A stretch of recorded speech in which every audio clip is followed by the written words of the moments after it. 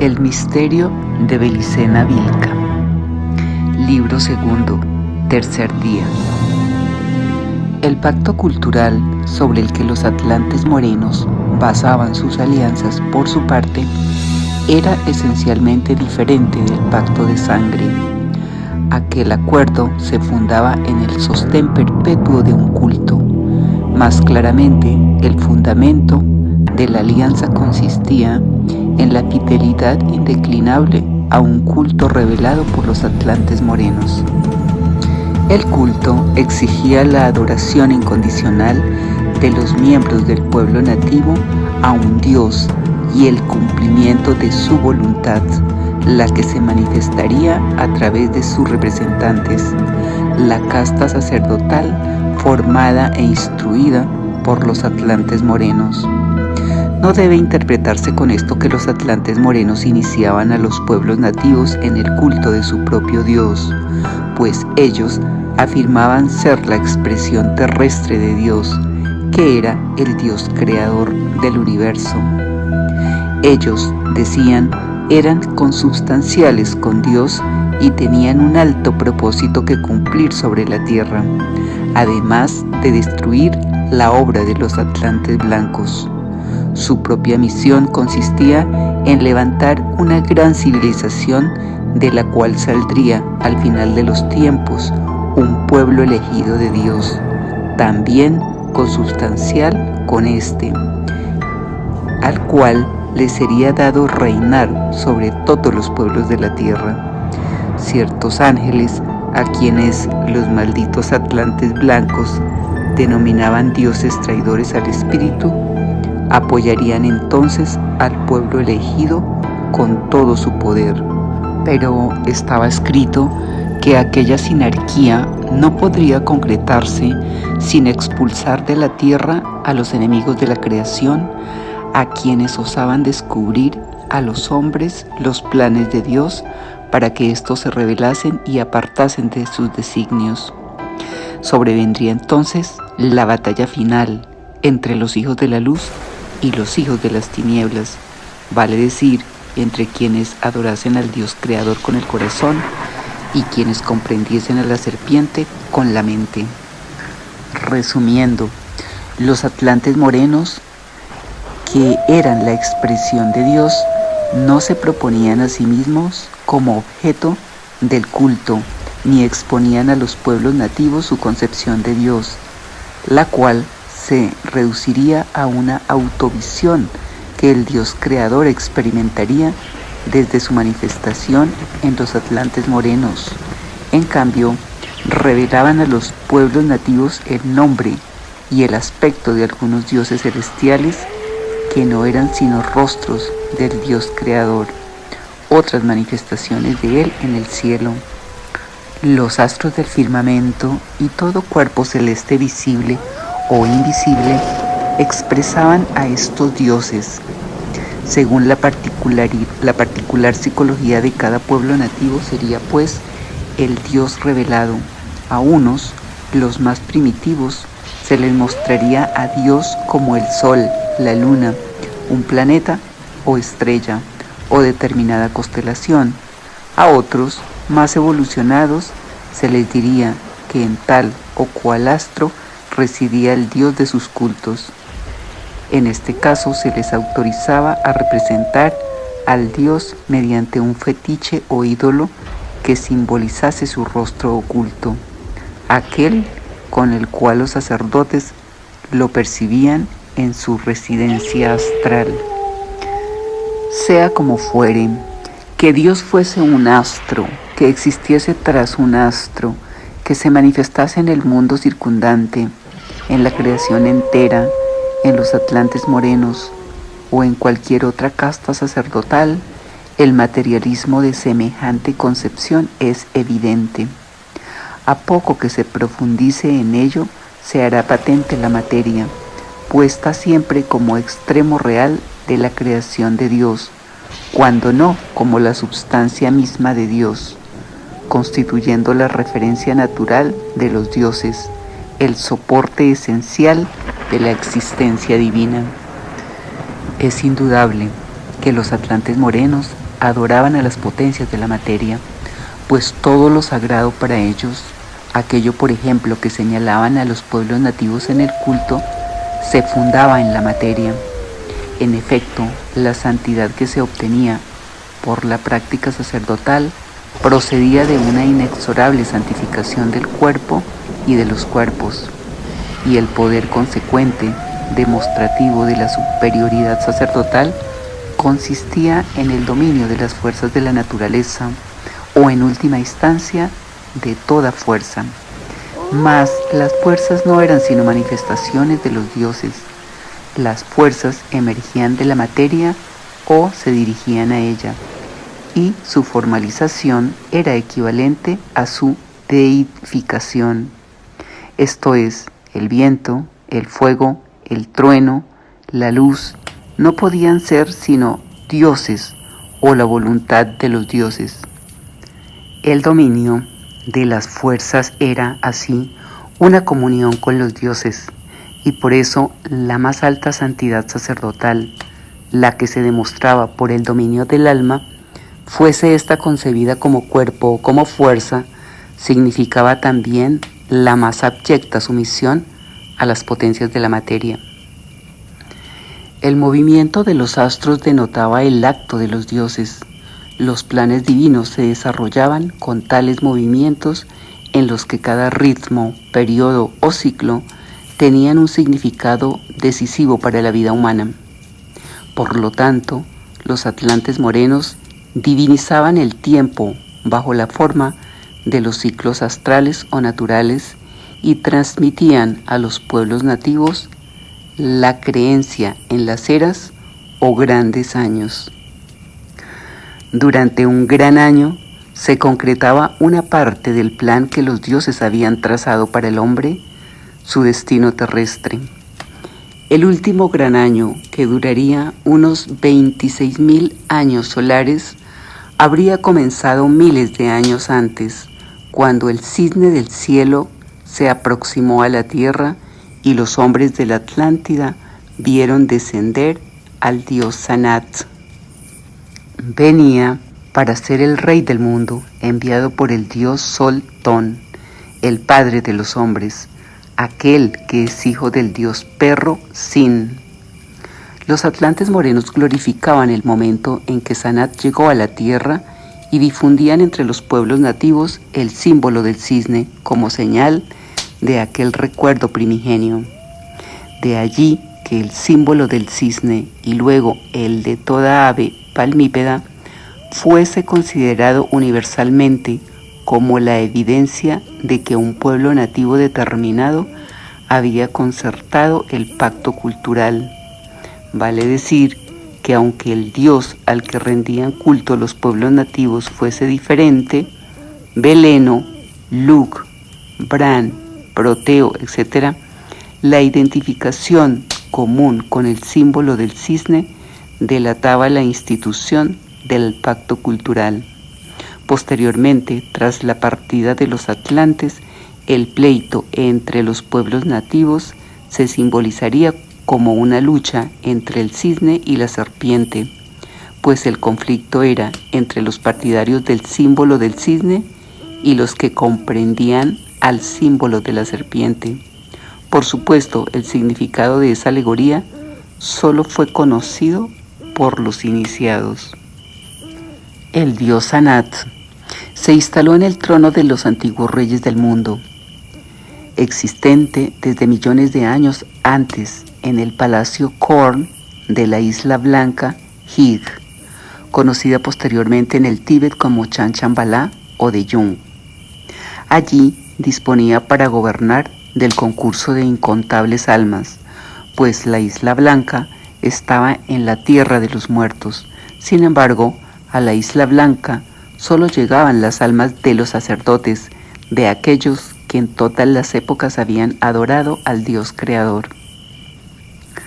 El rey del mundo presidía una fraternidad blanca o hermandad blanca integrada por los más santos sacerdotes, vivos o muertos, y apoyada en su accionar sobre la humanidad con el poder de esos misteriosos ángeles Serafín Nefilín que los atlantes blancos calificaban de dioses traidores al espíritu del hombre. De acuerdo a los atlantes blancos, los Serafín Nefilín solo serían 200, pero su poder era tan grande que regían sobre toda la jerarquía oculta de la tierra. Contaban para ejercer tal poder con la autorización del Dios creador y les obedecían ciegamente los sacerdotes e iniciados del pacto cultural, quienes formaban en las filas de la jerarquía oculta o jerarquía blanca de la tierra.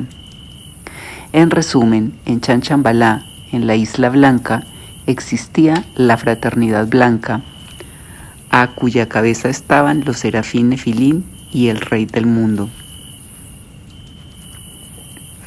Cabe aclarar que la blancura predicada sobre la mansión insular del Rey del Mundo o su fraternidad no se refería a una cualidad racial de sus moradores o integrantes, sino a la iluminación que indefectiblemente estos poseerían con respecto al resto de los hombres. La luz, en efecto, era la cosa más divina, fuese la luz interior visible por los ojos del alma o la luz solar que sostenía la vida y se percibía con los sentidos del cuerpo. Y esta devoción demuestra una vez más el materialismo metafísico que sustentaban los atlantes morenos. Según ellos, a medida que el alma evolucionaba y se elevaba hacia el Dios creador, aumentaba su luz, es decir, aumentaba su aptitud para recibir y dar luz, para convertirse finalmente en pura luz. Naturalmente, esa luz era una cosa creada por Dios, vale decir, una cosa finita, el límite de la perfección del alma, algo que no podría ser sobrepasado sin contradecir los planes de Dios, sin caer en la herejía más abominable. Los atlantes blancos, contrariamente, afirmaban que en el origen, más allá de las estrellas, existía una luz increada que sólo podía ser vista por el espíritu. Esa luz infinita era imperceptible para el alma. Pero, aunque invisible, frente a ella, el alma se sentía como ante la negrura más impenetrable, un abismo infinito, y quedaba sumida en un terror incontrolable.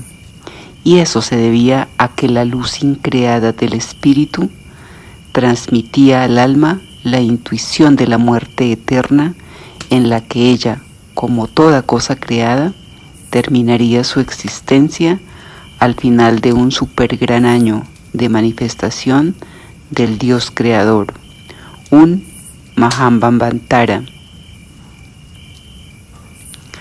De modo que la blancura de la fraternidad a la que pertenecían los atlantes morenos no provenía del color de la piel de sus integrantes, sino de la luz de sus almas. La fraternidad blanca no era racial, sino religiosa. Sus filas se nutrían solo de sacerdotes iniciados, quienes ocupaban siempre un justo lugar de acuerdo a su devoción y obediencia a los dioses.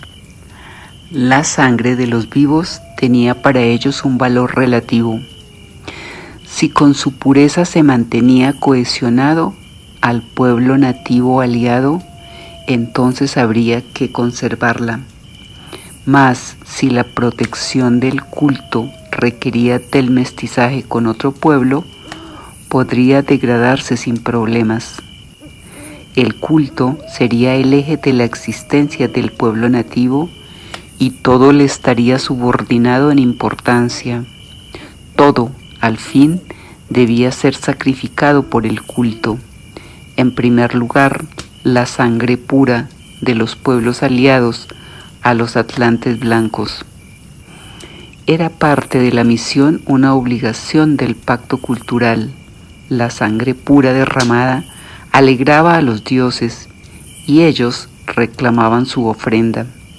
Por eso, los sacerdotes iniciados debían ser sacrificadores de la sangre pura. Debían exterminar a los guerreros sabios o destruir su herencia genética. debían neutralizar el pacto de sangre. Hasta aquí he descrito las principales características de los dos pactos. No pude evitar el empleo de conceptos oscuros o poco habituales, pero tendrá que comprender, estimado doctor, que carezco del tiempo necesario para entrar en mayores detalles. Sin embargo, antes de continuar con la historia de mi pueblo y mi familia, haré un comentario sobre las consecuencias que las alianzas con los atlantes trajeron a los pueblos nativos. Si en algo descollaron en la historia las castas sacerdotales formadas por los atlantes morenos, aparte de su fanatismo y crueldad, fue en el arte del engaño. Hicieron literalmente cualquier sacrificio si éste contribuía a la preservación del culto, el cumplimiento de la misión, ese alto propósito que satisfacía la voluntad de los dioses, justificaba todos los medios empleados y los convirtió en maestros del engaño.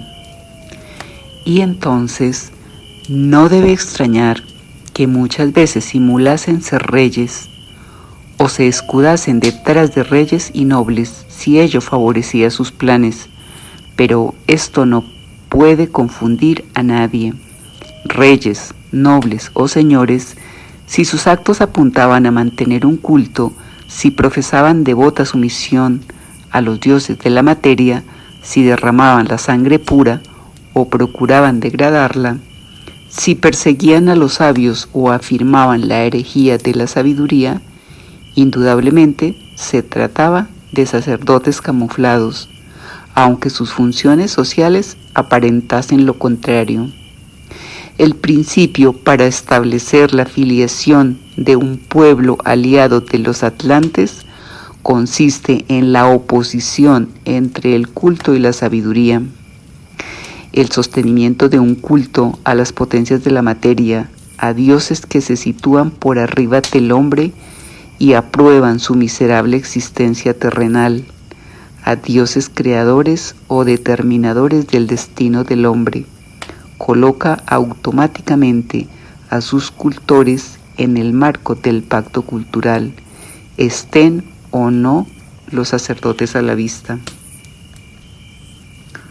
Opuestamente, los dioses de los atlantes blancos no requerían ni culto ni sacerdotes, hablaban directamente en la sangre pura de los guerreros, y estos, justamente por escuchar sus voces, se tornaban sabios. Ellos no habían venido para conformar al hombre en su despreciable condición de esclavo en la tierra, sino para incitar al espíritu humano a la rebelión contra el Dios creador de la prisión material y a recuperar la libertad absoluta en el origen, más allá de las estrellas. Aquí sería siempre un siervo de la carne, un condenado al dolor y al sufrimiento de la vida.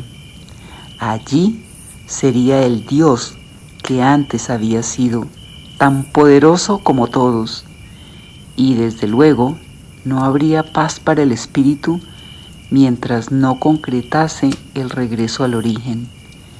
En tanto no reconquistase la libertad original, el espíritu era extranjero en la tierra y prisionero de la tierra, salvo aquel que estuviese dormido, confundido en un extravío extremo, hechizado por la ilusión del gran engaño. En la tierra, el espíritu solo podría manifestarse perpetuamente en guerra contra las potencias de la materia que lo retenían prisionero. Sí, la paz estaba en el origen. Aquí solo podría haber guerra para el espíritu despierto, es decir, para el espíritu sabio. Y la sabiduría solo podría ser opuesta a todo culto que obligase al hombre a ponerse de rodillas frente a un dios. Los dioses liberadores jamás hablaban de paz, sino de guerra y estrategia, y entonces La estrategia consistía en mantenerse en estado de alerta y conservar el sitio acordado con los atlantes blancos hasta el día en que el teatro de operaciones de la guerra esencial se trasladase nuevamente a la tierra. Y esto no era la paz, sino la preparación para la guerra. Pero cumplir con la misión, con el pacto de sangre, mantener al pueblo en estado de alerta, exigía cierta técnica, un modo de vida especial que les permitiese vivir como extranjeros en la tierra. Los atlantes blancos habían transferido a los pueblos nativos un modo de vida semejante, muchas de cuyas pautas serían actualmente incomprensibles. Empero, trataré de exponer los principios más evidentes en que se basaba para conseguir los objetivos propuestos. Sencillamente se trataba de 3 conceptos: el principio de la ocupación, el principio del cerco y el principio de la muralla. 3 conceptos complementados por aquel legado de la sabiduría atlante que eran la agricultura y la ganadería. En primer lugar, los pueblos aliados de los atlantes blancos no deberían olvidar nunca el principio de la ocupación del territorio y tendrían que prescindir definitivamente del principio de la propiedad de la tierra, sustentado por los partidarios de los atlantes morenos.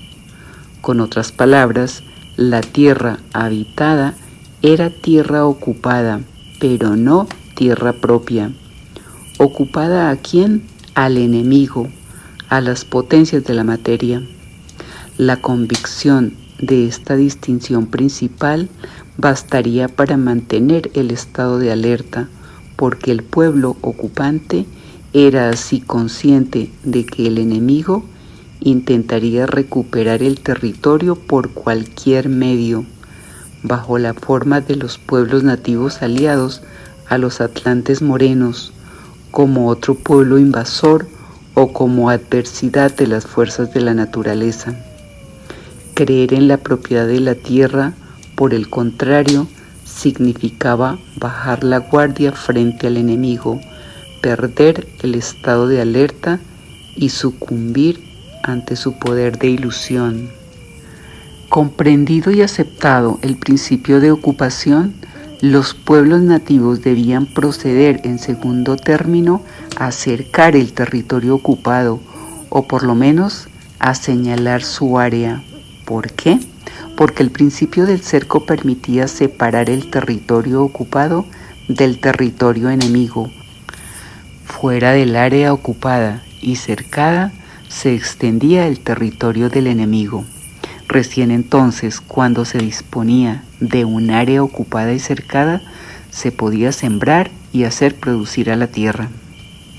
En efecto, en el modo de vida estratégico heredado de los atlantes blancos, los pueblos nativos estaban obligados a obrar según un orden estricto que ningún otro principio permitía alterar. En tercer lugar, después de la ocupación y el cercado, recién se podía practicar el cultivo. La causa de esta rigurosidad era la capital importancia que los atlantes blancos atribuían al cultivo como acto capaz de liberar al espíritu o de aumentar su esclavitud en la materia. La fórmula correcta era la siguiente: si un pueblo de sangre pura realizaba el cultivo sobre una tierra ocupada y no olvidaba en ningún momento al enemigo que acechaba afuera, entonces dentro del cerco sería libre para elevarse hasta el espíritu y adquirir la más alta sabiduría. En caso contrario, si se cultivaba la tierra creyendo en su propiedad, las potencias de la materia emergerían de la tierra, se apoderarían del hombre y lo integrarían al contexto, convirtiéndolo en un objeto de los dioses. En consecuencia, el espíritu sufriría una caída en la materia aún más atroz, acompañada de la ilusión más nociva, pues creería ser libre en su propiedad, cuando solo sería una pieza del organismo creado por los dioses. Quien cultivase la tierra sin ocuparla y cercarla previamente y se sintiese su dueño o desease serlo, sería fagocitado por el contexto regional y experimentaría la ilusión de pertenecer a él. La propiedad implica una doble relación, recíproca e inevitable. La propiedad pertenece al propietario tanto como éste pertenece a la propiedad. Es claro, no podría haber tenencia sin una previa pertenencia de la propiedad a apropiar. Mas el que se sintiese pertenecer a la tierra quedaría desguarnecido frente al poder de ilusión del enemigo. No se comportaría como extranjero en la tierra, como el hombre espiritual que cultiva en el cerco estratégico, pues se arraigaría y amaría a la tierra. Creería en la paz y anhelaría esa ilusión. Se sentiría parte de la naturaleza y aceptaría que el todo es obra de los dioses. Se empequeñecería en su lar y se asombraría de la grandeza de la creación que lo rodea por todas partes. No concebiría jamás una salida de la creación. Antes bien, tal idea lo sumiría en un terror sin nombre, pues en ella intuiría una herejía abominable, una insubordinación a la voluntad del Creador que podría acarrearle castigos imprevisibles. Se sometería al destino, a la voluntad de los dioses que lo deciden, y les rendiría culto para ganar su favor o para aplacar sus iras. Sería ablandado por el miedo y no tendría fuerzas, no ya para oponerse a los dioses, ni siquiera para luchar contra la parte animal y anímica de sí mismo, sino tampoco para que el espíritu la dominase y se transformase en el señor de sí mismo. En fin, creería en la propiedad de la tierra, pero pertenecería a la tierra y cumpliría al pie de la letra con lo señalado por la estrategia enemiga. El principio de la muralla era la aplicación fáctica del principio del cerco, su proyección real. De acuerdo con la sabiduría lítica de los atlantes blancos, existían muchos mundos en los que el espíritu estaba prisionero y en cada uno de ellos el principio de la muralla exigía diferente concreción. En el mundo físico, su aplicación correcta conducía a la muralla de piedra, la más efectiva valla estratégica contra cualquier presión del enemigo. Por eso, los pueblos nativos que iban a cumplir la misión y participaban del pacto de sangre eran instruidos por los atlantes blancos en la construcción de murallas de piedra como ingrediente fundamental de su modo de vida. Todos quienes ocupasen y cercasen la tierra para practicar el cultivo con el fin de sostener el sitio de una obra de los atlantes blancos, tenían también que levantar murallas de piedra. Pero la erección de las murallas no dependía solo de las características de la tierra ocupada, sino que en su construcción debían intervenir principios secretos de la sabiduría lítica, principios de la estrategia de la guerra esencial, principios que solo los iniciados en el misterio de la sangre pura los guerreros sabios podían conocer. Se comprenderá mejor el porqué de esta condición si digo que los atlantes blancos aconsejaban mirar con un ojo hacia la muralla y con el otro hacia el origen, lo que solo sería posible si la muralla se hallaba referida de algún modo hacia el origen. El principio para establecer la filiación de un pueblo aliado de los atlantes consiste en la oposición entre el culto y la sabiduría. Mas, ¿cuáles son los indicios fácticos, las pruebas concretas, es decir, aquello que es más evidente para determinar si se trata de culto o sabiduría? En todo caso, hay que observar si existe el templo o la muralla de guerra, porque la práctica de un culto está indisolublemente asociada a la existencia de un templo correspondiente. El templo es el fundamento fáctico del culto, su extremo material, y porque la práctica de la sabiduría está indisolublemente asociada a la existencia de una muralla estratégica. La muralla de guerra es el fundamento fáctico del modo de vida estratégico, su asiento material. Este principio explica el hecho de que la fraternidad blanca haya sostenido en la tierra en todos los tiempos históricos a comunidades y órdenes secretas especializadas en la construcción de templos, las que colaborarían estrechamente con los sacerdotes del pacto cultural, y explica también el hecho de que los señores de Agartha sostengan a través de la historia a las órdenes de constructores de murallas de piedra, órdenes integradas exclusivamente por los descendientes blancos de los atlantes blancos, quienes dominan la sabiduría lítica y la estrategia de la guerra esencial.